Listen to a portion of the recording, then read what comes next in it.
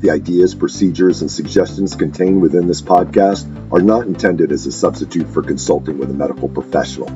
All matters regarding your health and fitness require medical consultation and supervision.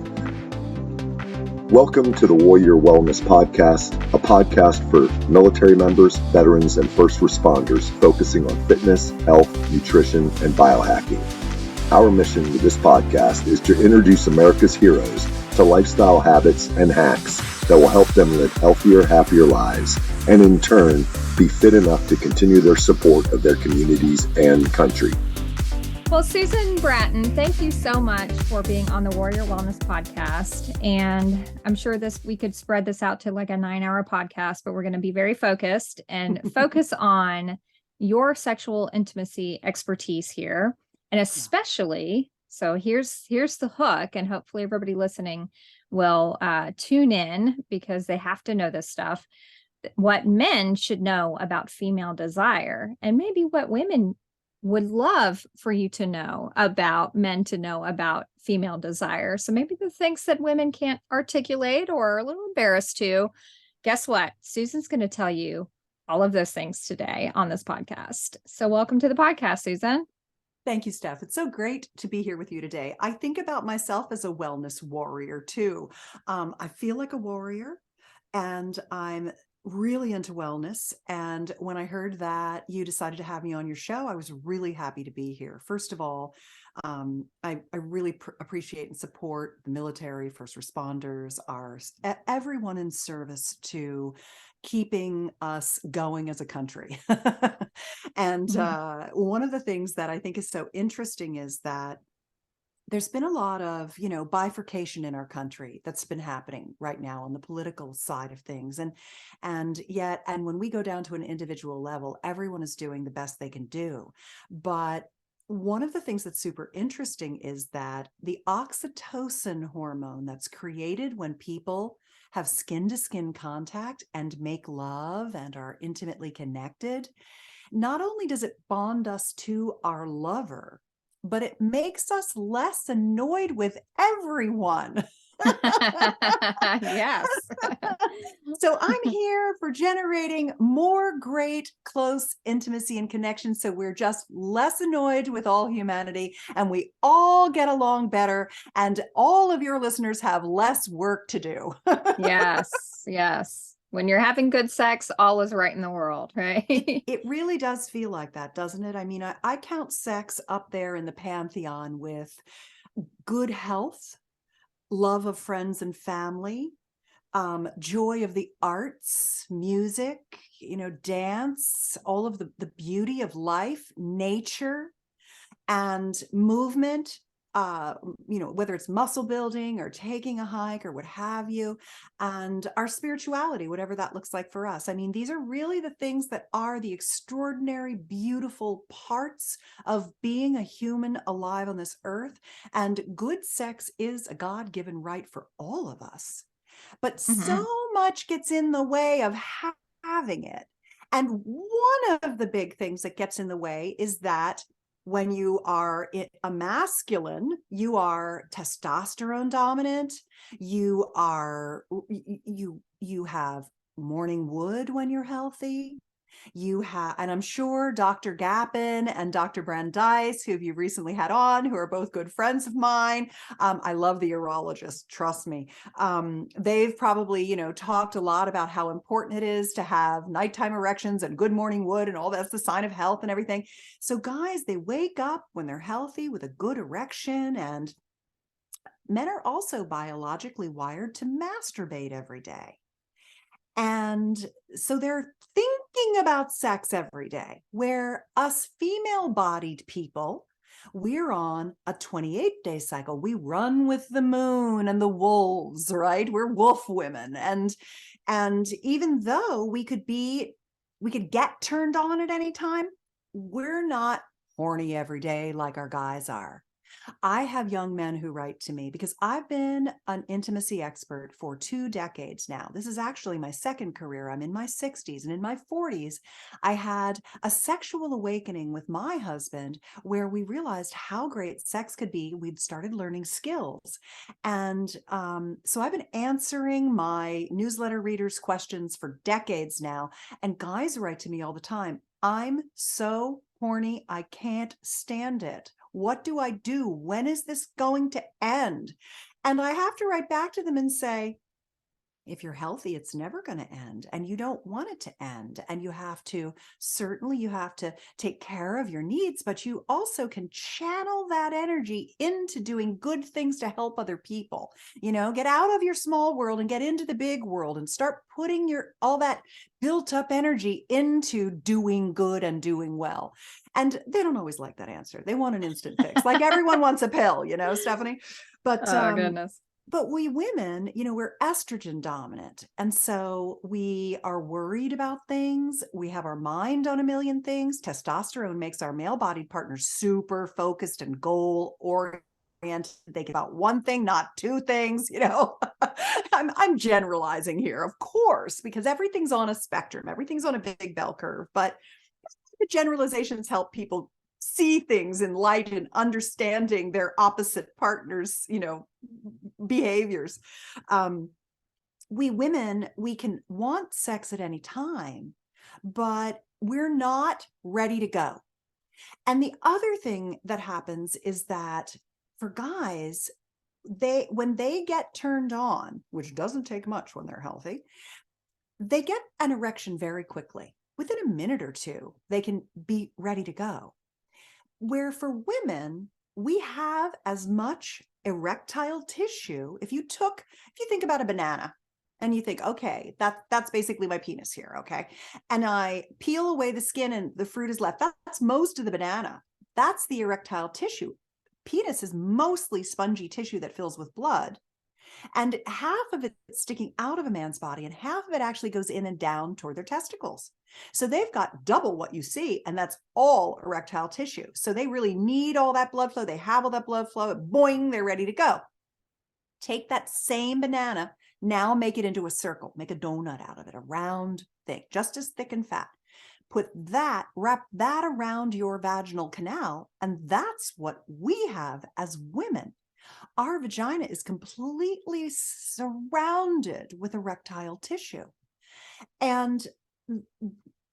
But it's kind of nooks and crannies. I joke, and this makes my mouth water every time I say it, but the woman's genitals are like an English muffin. You know how you get that English muffin out of the pack, out of the fridge, and you open it, you split it, and it's cold and it's not cooked. And you put it in the toaster and it pops up and it's not quite brown enough. Never gets brown enough on the first press of the toaster. So you press it down again, it pops up, then it's nice and crispy and has that wonderful toastiness to it.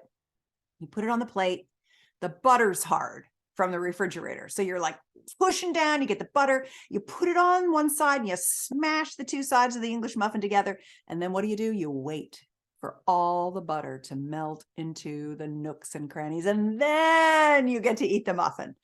And that's how our genitals are. It takes us 20 or 30 minutes of pleasuring and turn on to get all the butter to melt into, or the blood to run into all of the places that it is, because the women, our female genitals are basically the innie version, but we have a clitoral structure, not just the tip that we're used to seeing. It's buried pleasure in there. If I took the clitoris out of our body and laid it in our hand, it would cover our palm.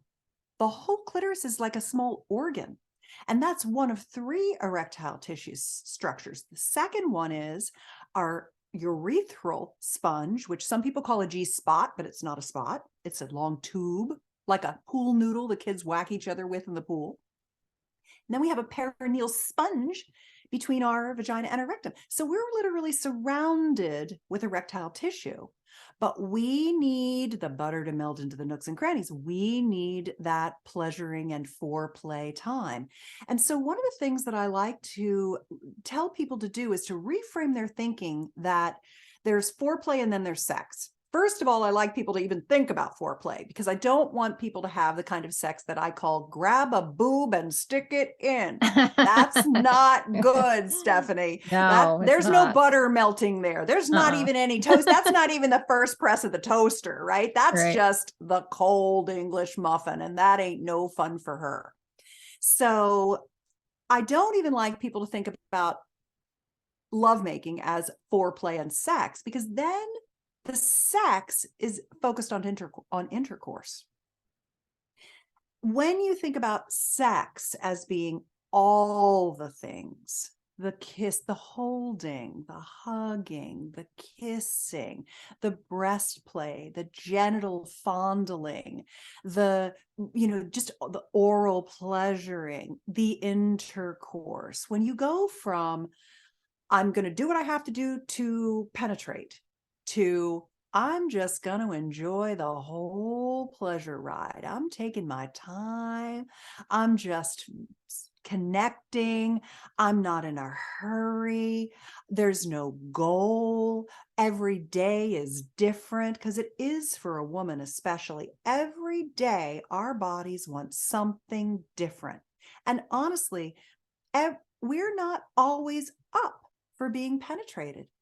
That's not always what we want. So, especially for women who haven't yet learned how to have orgasms just from intercourse, every orgasm is a learned skill.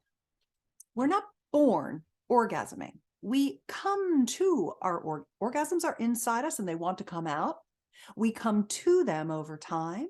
And as we mature, if we keep our focus on our sexuality, we can begin to expand our orgasmic potential and awaken and enliven our genital system such that we can have 20 different kinds of orgasms.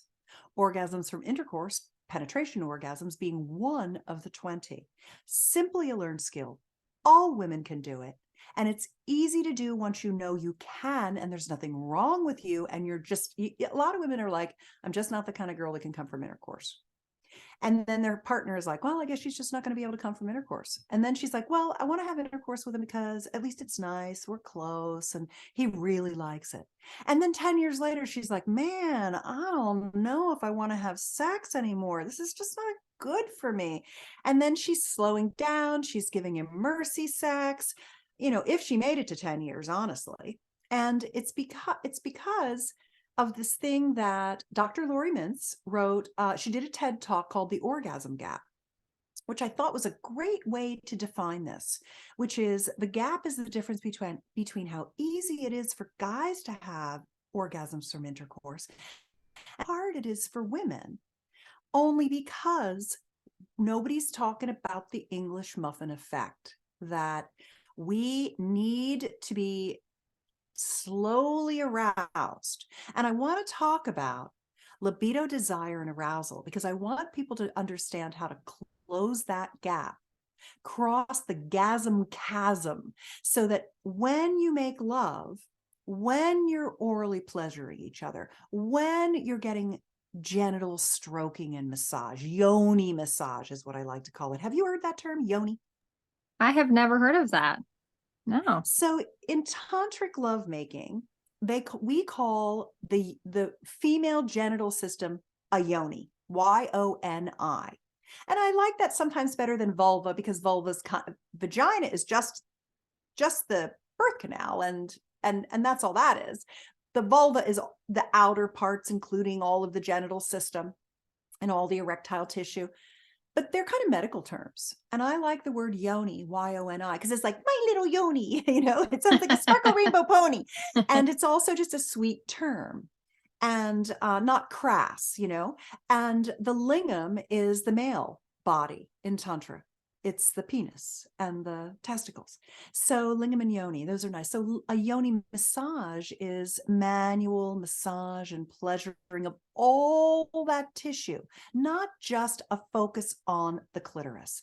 So many women, they have sex with their partner and he gives her a little kiss and a little hug, and he goes down on her and he puts his tongue right on the tip of her clitoris, and she's not ready for that, and then 2 minutes later he's penetrating her and she's not ready for that, and then he wonders why she doesn't want as much sex as he does.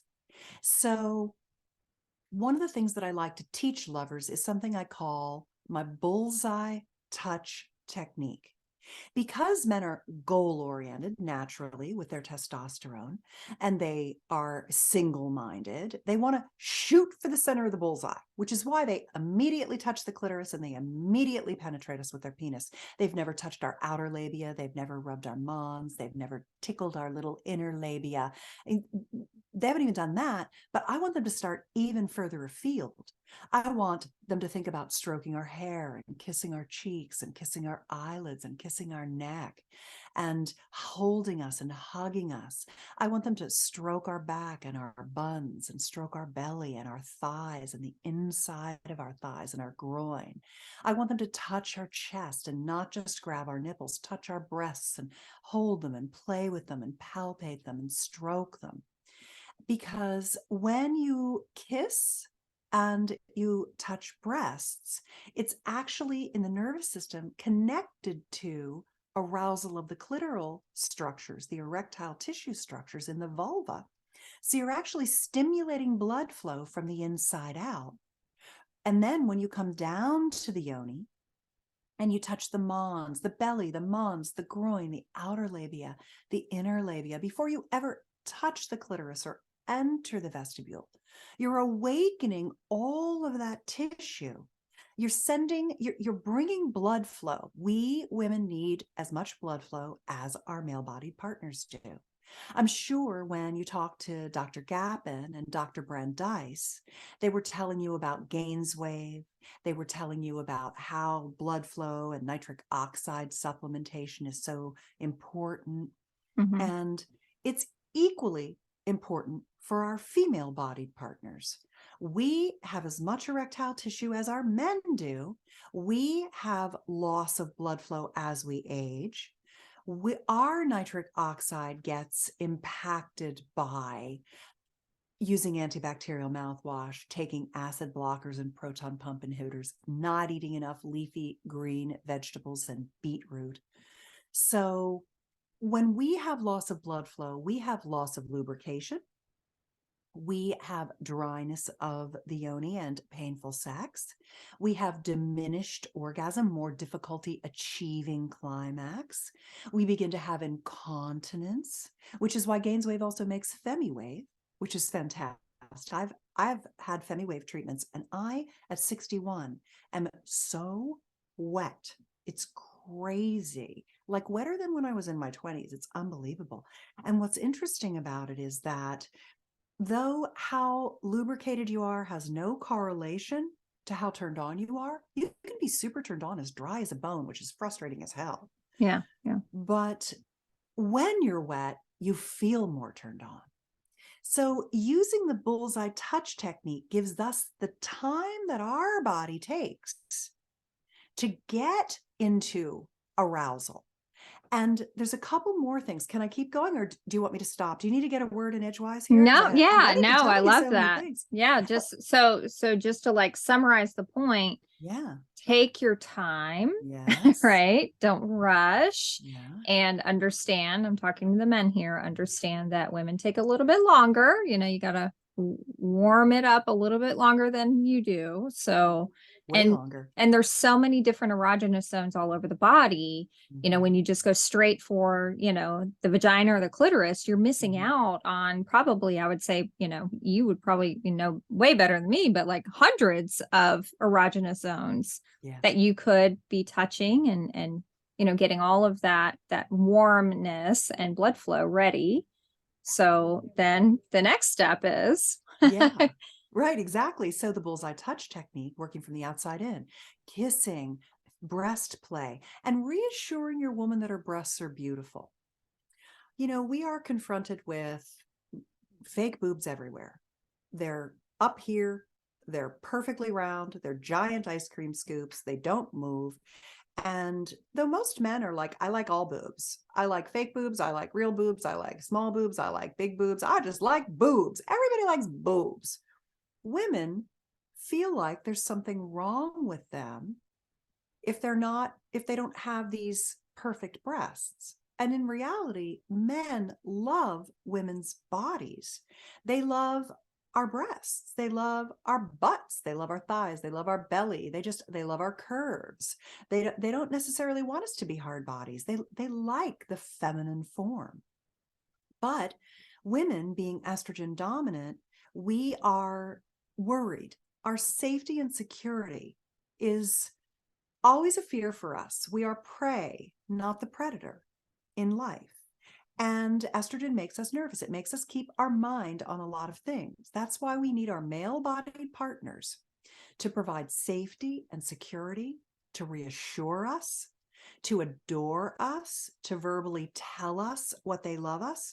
One of the things that I find, and I think this is very, very common, and most women would really appreciate this, is that when I'm beginning a lovemaking date with my partner of 31 years, even now, after all this time, and I'm a massively confident woman. I'm a CEO of 2 companies. I'm a sexpert. I don't have performance anxiety particularly. Every once in a while I do. I've got everything going for me, and I still need to hear from my husband what he loves and adores about me before we start making love. I need the reassurance, the adoration, the appreciation, and the acknowledgement that I'm sexy to him. And I need that verbally. It's not enough for me I don't know it. Yeah, I know it, but I need to hear it. And women need that because it gets us out of our head, out of our monkey mind, out of we're doing a million things, because that's what estrogen is. It's a massive, multi-processing unit that keeps us safe and is very judgy and insecure. And we're very hard on ourselves. We judge ourselves. Oh, I'm fat. My butt looks fat. My boobs are saggy. There's cellulite. He's not going to think I'm sexy, et cetera, et cetera. Dudes with their testosterone gives them rose-colored goggles. A, they don't see those flaws. B, if you're healthy, I mean, there's a point at which you have to take care of yourself. And there's too many people out there who are not eating nutritious food, who are not doing a good job of exercise. And, if you have a partner like that, who's too tired for sex, who's, not healthy, not eating well, not taking care of themselves, you have to have a talk with them. I mean, it's a commitment to health to be in a partnership. And you should not feel bad about that. That is something that you need to help your partner with often because they're too ill, too sick. They've eaten too much white flour, too much sugar, had too much alcohol. They're addicted to their sodas, their whatevers. They're addictions. And you have to help your partner move through that and support them, sometimes literally by making them food and throwing out the junk in the house, because they don't have the energy to have sex, because libido is the other side of the same coin as your health. Your libido is directly correlated to your health level, your health meter. I'm healthy on a scale of 1 to 10. My libido is a scale of 1 to 10. And so when women struggle to calm down and they worry about their body image, it's the estrogen, because testosterone in those rose-colored goggles makes him ready, secure, aware. He thinks he's better than he is. In all honesty, most men think they're a 7 or an 8 in bed and they're a 3 or a 4, where most women think they're a 5 or a 6 and they're a 5 or a 6. It's very, very interesting that men overestimate their skill.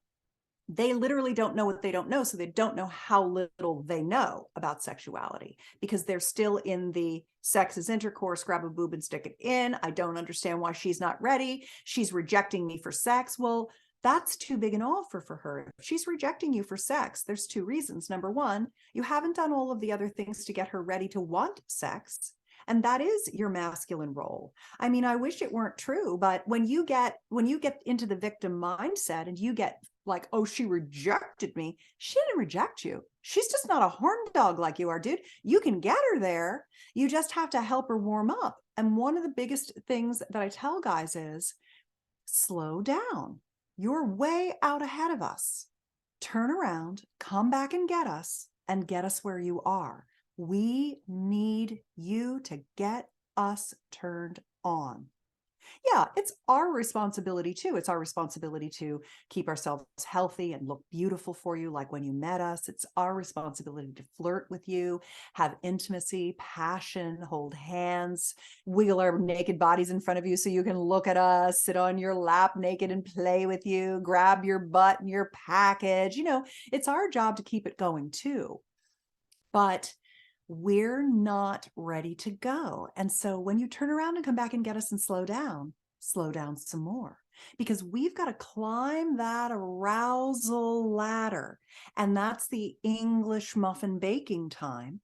And we're not where you are. And you can't be mad at us because we're not where you are. You have to help us get there. That's what we need. Get us out of our head, into our body, reassure us, make it safe, slow down, hold us, and take us up the ladder. Do the bullseye touch technique. These are really just reframes of guys just get so pissed off at women, their partners, and take it so personally. And then once you're good at that, there's two things I want to give you. One of the books that I wrote, I've written 44 books and programs. It's unbelievable. Wow. And I know. And one of the books that I've written that's one of my most popular, you can get it on Amazon, but I'll give you a link to download it for free, a PDF version of it. It's called Sexual Soulmates, the 6 Essentials to Connected Sex. And in that book, and it's at sexualsoulmatesbook.com. So you can put that in the show notes.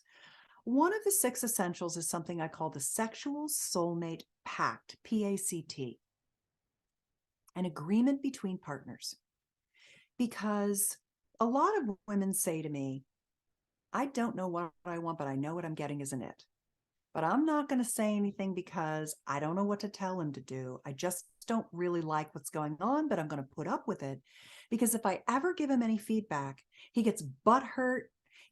He has a little meltdown. He contracts. He checks out. He takes it as an insult. He takes it personally. He takes it as, he did something wrong. He thinks he's a failure. And I just can't deal with his drama on that. So I just keep my mouth shut and I don't say anything and I take what I can get and I do my best.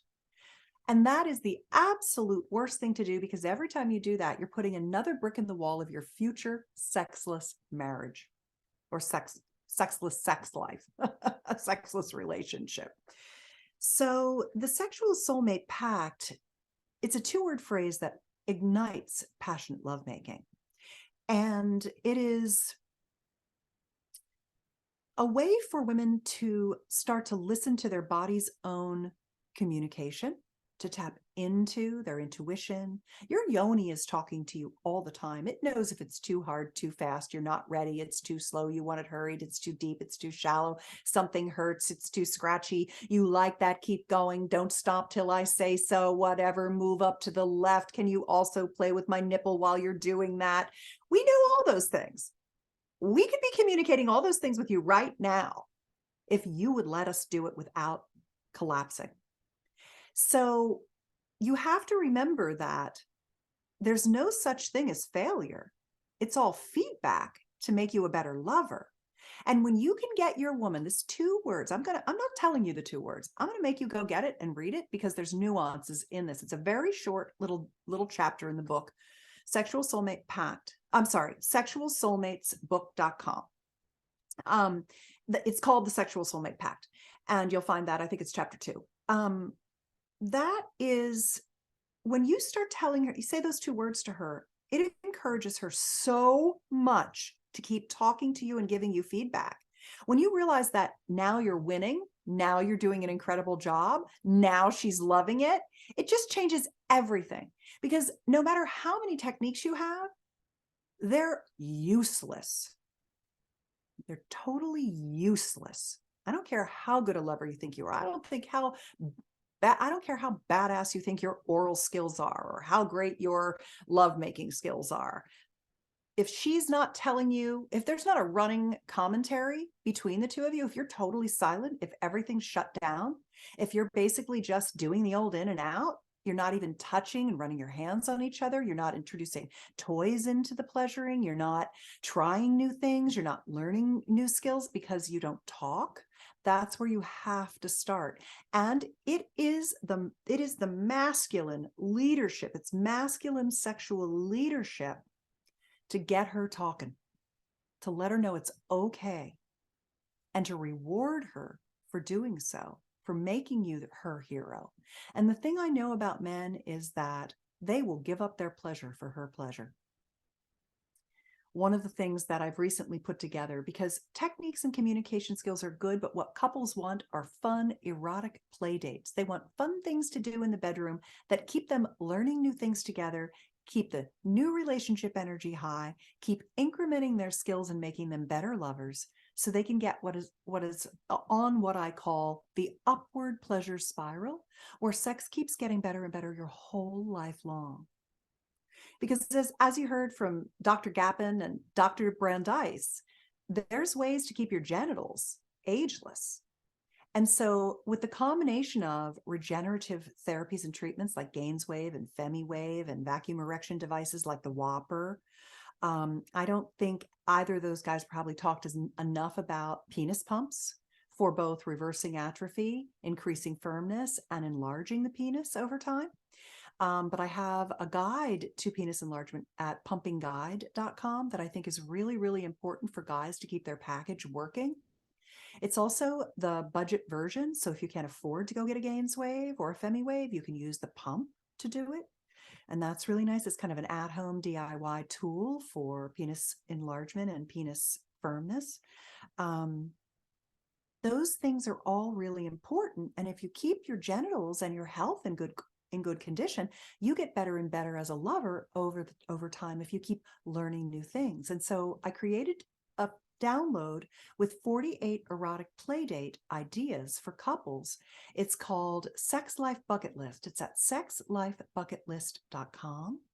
And you download it and I give you a video. You can watch the video yourself or with your partner if you're lucky enough to have one. And I walk you through all these 48 things you could learn and do in the bedroom with a lover. And some of them are even solo pleasuring. Many of them are solo pleasuring. So you can keep working on your sex life even without a partner. And if you have a partner, you can work your lists. A's are all the things you're definitely going to want to put on your bucket list. Mark a B next to the things that if it wasn't on your bucket list, but if your partner wanted to do it, you would definitely do it with them. And C's are, it's not for me right now, maybe in the future. And what's great is that guys say, if I say to them, what's on your bucket list? They're like, all her stuff first. And then I also want to do X, Y, and Z. Right. They really do want to give us incredible pleasure. And so when they understand, oh, okay, I'm going too fast and I'm not making myself easy to talk to. I'm not making myself easy to get feedback. I'm not facilitating communication and I'm pushing her too fast, too soon, too hard. I'll slow down and I'll start to teach her how to tell me what she needs. All of a sudden, everything gets better.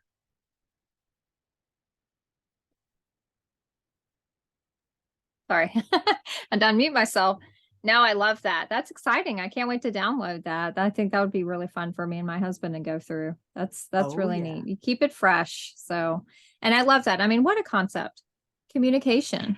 I mean, so just say what you want, say what you like, say what you don't like, and hey, touch me here instead of there, maybe softer. I mean, it really just comes down to the fundamentals of communication. And hearing each other and hearing each other's needs. And for women out there, who are very good at not talking about their own needs and putting everybody else before you, this is your time, ladies, to talk about what you need and what you want. So if you don't do it anywhere else in your life, you need to be doing it in the bedroom. Yeah, for sure. Awesome. Well, you had mentioned, and I have never talked about this before on the podcast, and I'd heard about it, and I'm really intrigued. So just for, the last few minutes of the podcast, can you talk a little bit about how, I know we're very concerned about our, as women, our vaginal, dryness issues or lubrication, and should we, what kind of lube should we be using? Should we not be using lubes? And then there's this concept of vaginal microbiomes. So can you talk a little bit about that so we can give, women that kind of information that might be helpful to them? Most definitely. So a couple of things. One is that you need to work on your microbiomes your whole life. It's not a kind of thing where you get to a point where you're like, oh, my microbiome's perfect. Because we're always working on getting rid of pathogens, keeping the bad bacteria down, keeping the bad funguses out, like candidas, the yeasts and things like that. And we're always working on upgrading the good probiotic microbiome and making sure we're pooping really well. We're pooping every day. We're pooping super easily. The poops look good. If they don't, you got to work on it. The minute they don't, you got to work on it. And in today's world, we're assaulted by disruptions and toxins to our bodies, antibiotics and all kinds. Antibacterial mouthwash, get rid of it. You don't need Listerine. It ruins the oral microbiome, which is attached to the gut biome, which is attached to the vaginal and the prostate microbiome. So we're a system. So keeping the carbs low, keeping the, no white flour, it's suicide. White flour will catch up with you and bite you in the ass. Keeping a real limit on your alcohol consumption. Alcohol consumption has really crept up and crept up and crept up. If you don't normally go a day without a drink, you really need to cut back on that. It's just ruining your gut and ruining your life and ruining your health. Even vaping now, so many people are doing vaping. That's a cardiovascular risk. It's going to give you erectile dysfunction. And when I say ED, women get ED the same as men. We have innies instead of outies. We can't get the blood flow to our pelvis. We can't get the climax we've lost the lubrication. That's what it is. It's a loss of blood flow.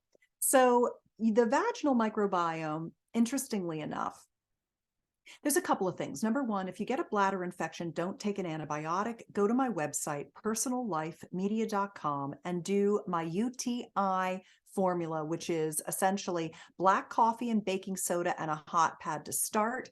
That gets rid of the symptoms right away, while you can start taking D-mannose, which is, and sometimes it comes with cranberry in it, cranactin. D-mannose is a sugar, but it's a non-glycemic sugar that 90% of UTIs are E. coli.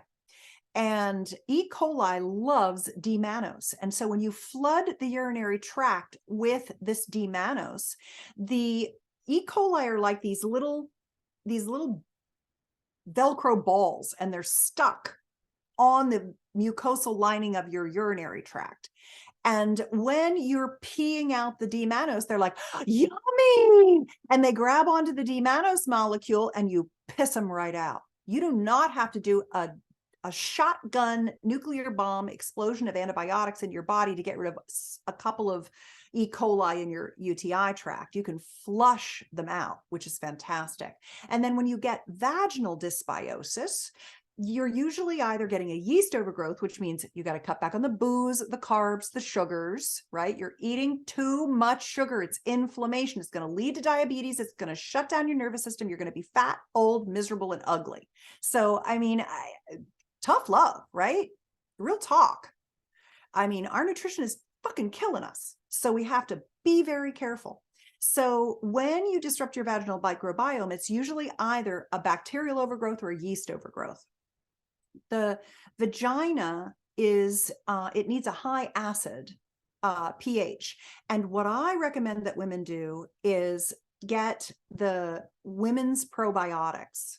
and open the capsule and pour it into your hand and take a little bit. And I'm going to go talk about the lubes too. One of the lubes I like is organic nut oils, sweet almond, jojoba, refined avocado oil. They're very inexpensive. They have no preservatives. They're just straight up oil from real food. You can pour a little bit of that into your hand and make a paste, and then take the paste and swirl it up inside your vagina as high up there as you can get. Get all the way up in there and swirl that up there. Sleep, get up the next morning, take what is a douche bottle is not the thing on the shelf at CVS or Target or Walmart. It's not the thing with chemicals in it and fragrances in it. Never use that. But a douche bottle is just a squeeze bottle with a little what's the word I want, Steph? A little just like a yeah, that's funny. I'm stuck on that word too. yeah, just like a little prong, a little squeezer thing that goes up inside your vagina. Well, a nozzle. A nozzle, yeah. A nozzle. You just put fresh water in the bottle and then rinse your vagina out. Mm-hmm. And then get one of those yeast arrest boron supplements and put it up there. The next night, put the paste up there again. In the morning, rinse it out. And that's going to re-establish the microbiome, the vaginal microbiome with the good bacterias. And it's going to get rid of the pathogens. And so you don't need to take antibiotics to fix these problems, whether it's a yeast or it's some kind of another bacteria, a vaginal bacteria. Try that first before moving to antibiotics, because then you're blowing up your whole your gut, everything. So these grandma home remedies work very, very well 99% of the time. And I think that's super helpful. Also, for women who get a lot of recurrent UTIs, they could have low estrogen. Also, the birth control is suicide. Don't take the pill. Use a fertility awareness method, which is basically taking your temperature in the morning, and you get an app. Like Daisy is a really good brand of fertility awareness, where it's a little thermometer that goes in your vagina before you get out of bed. It goes into the app on your phone and it tells you your 5-day fertile window. During that 5 days, use a condom or abstain from intercourse. A lot of times you're not even necessarily with your partner certain 5 days when you're fertile, and then you won't conceive. And it's great for contraception, and it's also great for understanding your period cycles. Or try a non-medicated IUD, intrauterine device. It has no birth control on it. It's just not a barrier method, but it's basically a way that it kind of tells your uterus that it's not good to make a baby right now. Those are the two safest things. That's what I have my daughter using, is an IUD, because non-medicated, a copper IUD, unless you have a copper sensitivity, then go to the fertility awareness method. So this is like, we're not taking pills to fix stuff. We're not taking pharmaceuticals. We're keeping it clean. We're keeping it natural. We're letting our body do the work of healing and prevention of pregnancy. And so I think that those kinds of things are very important things to understand, that we're moving into an era where taking a pill to instantly fix something is actually doing more harm than giving yourself the time and the tools that your body needs to simply get healthy itself. Amen. Was that helpful? Yes, that's a mic drop. Boom. Oh, I'm so glad. Oh, I like a mic drop. Yes. Excellent. Why? And I can definitely say from myself, I used to have, since I was a teenager, and I was told this was genetic, when I was younger, constant UTIs. I must have had them once every month or every couple months, and constant yeast infections or bacterial infections. And I thought it was just my lot in life. I got bad genes. That's what I had been told by the doctors, and constantly going on medications and antibiotics. And, this went on for years. Heartbreaking. And yeah. And it's like, and then when I finally, educated myself about these things, and it's like, oh, okay, I need to stop consuming white flour and sugar and drinking alcohol and get off this birth control and, work on healing my gut. And lo and behold, I haven't had one since.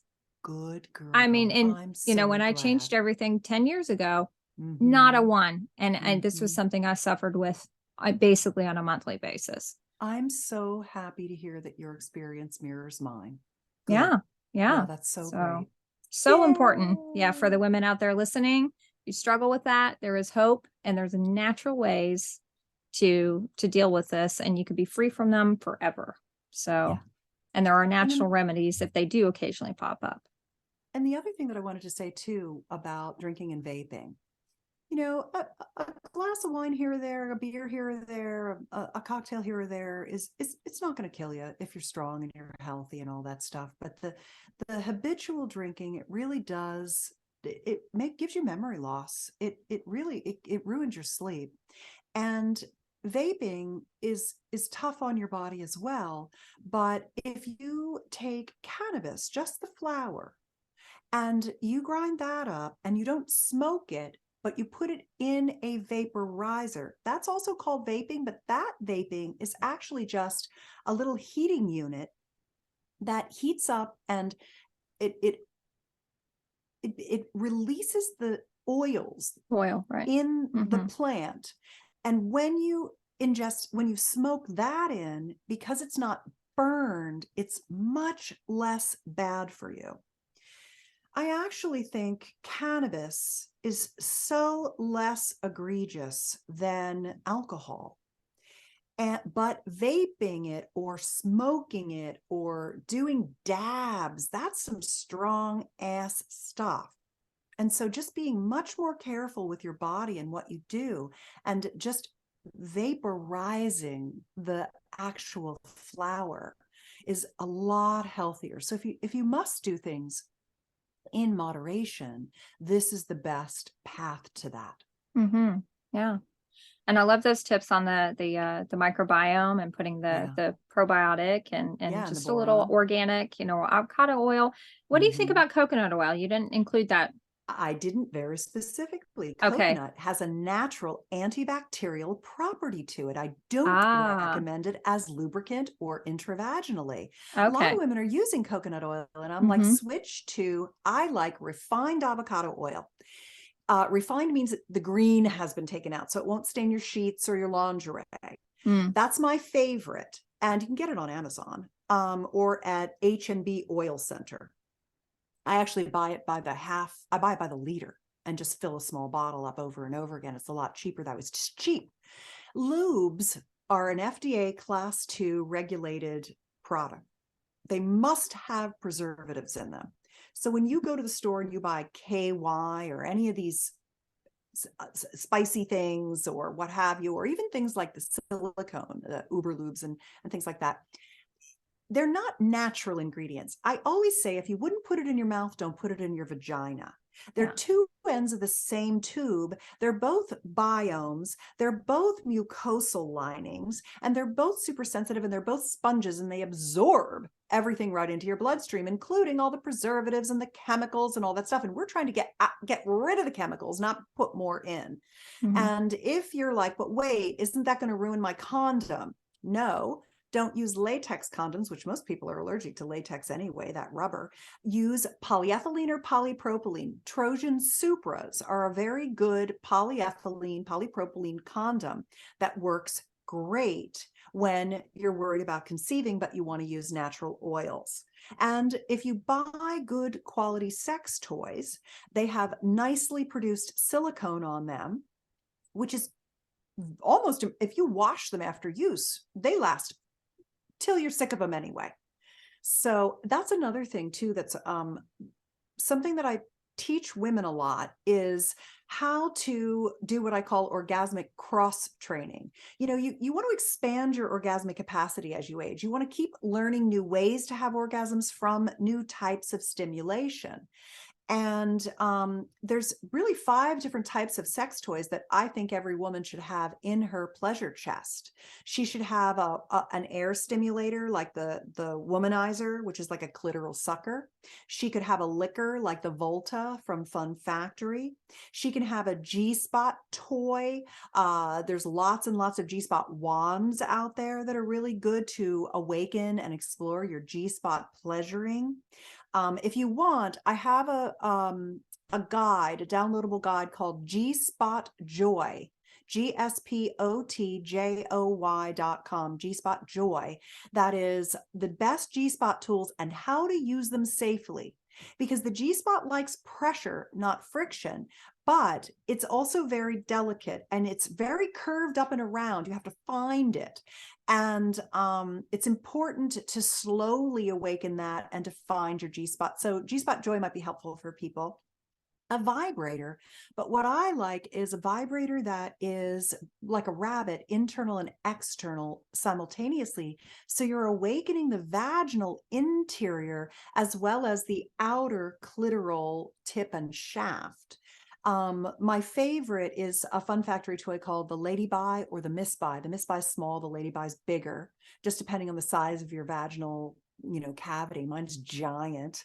Some women have tiny little ones, so there's that. And then the last is a thruster or pulsator, which is an intravaginal stimulation that kind of goes in and out. And those are really helpful for especially women who are like, boy, I haven't had intercourse in so long, I'm worried it's fused shut, or I'm having trouble having orgasms from intercourse. I need to awaken the internal vaginal system better so that there's more blood flow so that I can get more pleasure from intercourse. So those are really nice types of tools to have, because if you have a solo pleasuring, practice and you're going between these different types of stimulation, you're awakening all that tissue, and then it's going to get engorged more quickly during lovemaking, and you're going to be able to get more pleasure from partnered sex. Plus, you can bring the toys in for partnered sex as well. So it's just a really good idea now to have a number of different devices that activate your different areas of your vulva, because it's not just the tip of your clip with the 10,000 nerve endings.